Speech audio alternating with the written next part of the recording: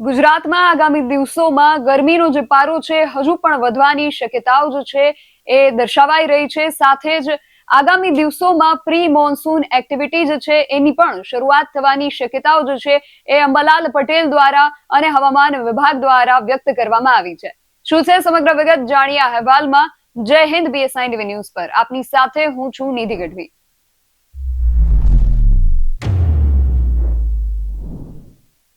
ગુજરાતની અંદર હાલ ગરમીનો જે પારો છે આકાશને આંબી રહ્યો છે। ઉત્તર ગુજરાત, મધ્ય ગુજરાત અને દક્ષિણ ગુજરાતના જે વિસ્તારો છે ત્યાં મુખ્યત્વે ગરમીનો જે પારો છે ઊંચો જતો જોવા મળી રહ્યો છે।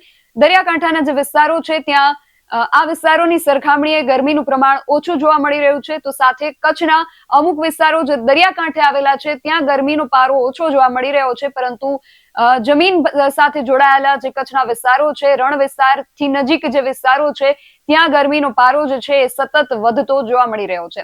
અને હવામાન નિષ્ણાંતો દ્વારા હજુ પણ આગાહી એવી વ્યક્ત કરવામાં આવી છે કે ગુજરાતની અંદર ગરમીનો જે પારો છે એ હજુ પણ વધે તેવી શક્યતા છે। ગુજરાતની અંદર હાલ જે તાપમાન છે તેના વિશે વિંડીના માધ્યમથી આપણે જો અભ્યાસ કરવાનો પ્રયત્ન કરીએ તો અમદાવાદ, દાહોદ અને વડોદરા જેવા જે વિસ્તારો છે ત્યાં ગરમીનો જે પારો છે એ વધારે જોવા મળી રહ્યો છે। અને દરિયાકાંઠાના વિસ્તારનો જો આપણે અભ્યાસ કરીએ તો કચ્છનું જે નલિયા છે ત્યાં 28 ડિગ્રી તાપમાન છે, ઓખામાં 29 ડિગ્રી, જામનગરમાં 28 ડિગ્રી, જુનાગઢમાં 32 ડિગ્રી, વેરાવળમાં 29 ડિગ્રી તાપમાન છે અને મહુવામાં 32 ડિગ્રી, ભાવનગરમાં 34 ડિગ્રી। એટલે કહી શકાય કે જે દરિયાકાંઠાના જે વિસ્તારો છે ત્યાં ગરમીનો જે પારો છે હાલ ઓછો જોવા મળી રહ્યો છે। પરંતુ ઉત્તર ગુજરાત સહિત મધ્ય ગુજરાત અને દક્ષિણ ગુજરાતની અંદર ગરમીનો જે પારો છે એ હાલ વધી ગયો છે અને આગામી દિવસોમાં આ જે પારો છે એ હજુ પણ વધે તેવી શક્યતાઓ જે છે એ હાલ દર્શાઈ રહી છે। આપણે અહીંયા જોઈ શકીએ કે આવતીકાલે એટલે કે 10મી તારીખને રવિવારના દિવસે પારો ગરમીનો જે છે એ હજુ પણ વધે એવા આંકડાઓ જે છે હાલ દર્શાઈ રહ્યા છે। આજે જે પરિસ્થિતિ છે એ જ આવતીકાલે પણ જોવા મળી શકે છે। આવતીકાલે પણ ઉત્તર ગુજરાતના જે ભાગો છે ત્યાં મધ્ય ગુજરાત અને દક્ષિણ ગુજરાતના ભાગોમાં ગરમી જે છે એ વધુ રહી શકે છે। અમદાવાદ 44 ડિગ્રી, વડોદરામાં 44 ડિગ્રી, સાથે આ જે શહેરો છે એ સૌથી વધુ ગરમ શહેરો બની રહેશે। અને એ સિવાય સુરેન્દ્રનગરના મૂળીની આસપાસ 43 ડિગ્રી તાપમાન રહેવાની શક્યતા જે છે અહીંયા વિંડીના માધ્યમથી આપણે જોઈ શકીએ છીએ। પાલનપુરમાં પણ 43 ડિગ્રી જેટલી ગરમી જે છે દેખાઈ રહી છે અને ધોળાવીરામાં પણ 43 ડિગ્રી જેટલું તાપમાન જે છે આવતીકાલે દર્શાઈ રહ્યું છે। સાથે અગાઉ જે રીતે અમે વાત કરી કે દરિયાકાંઠાના જે વિસ્તારો છે ત્યાં ગરમીનો પારો જે છે એ આ વિસ્તારોની સરખામણીએ ઓછો જોવા મળી રહ્યો છે।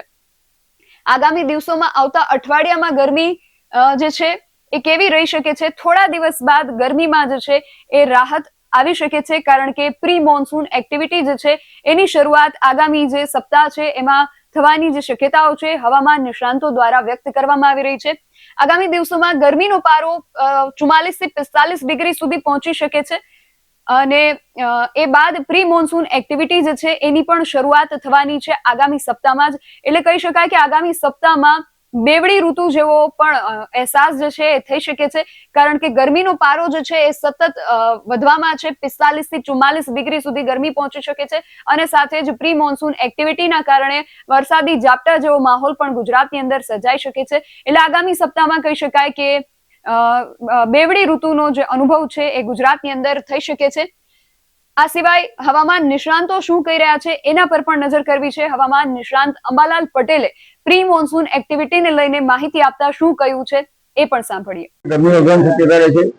લગભગ ક્લાઉડ કવર જોઈએ તો 1 થી 2 વખતો ક્યાંક થઈ શકે, બાકી તો દિવસ ચોખ્ખો રહેવાની શક્યતા રહે છે। આ ઉપરાંત ઉત્તર પશ્ચિમના પવનનું થવાની શક્યતા રહે છે, જેથી ગરમી વધશે। લગભગ કેટલાક ભાગમાં 310 કે 315 ડિગ્રીના પવનો રહેશે અને કેટલાક ભાગમાં પશ્ચિમના પવનો રહેવાની શક્યતા રહેશે। એટલે હવે ધીરે ધીરે પવનની ગતિ વધશે। 15મી તારીખ પછી દરિયામાં હલચલ જોવા મળશે અને ક્યાંક તે વખતે ખ્યાલ આવે ત્યારે ક્લાઉડ કવર ઓવર ક્લાઉડ પણ ધીરે ધીરે થવાની શક્યતા રહેશે। આ ઉપરાંત બંગાળ અને ઉપસાગરમાં તારીખ 15 બાદ હવામાન સાનુકૂળ બનતું જશે વાવાઝોડા માટે.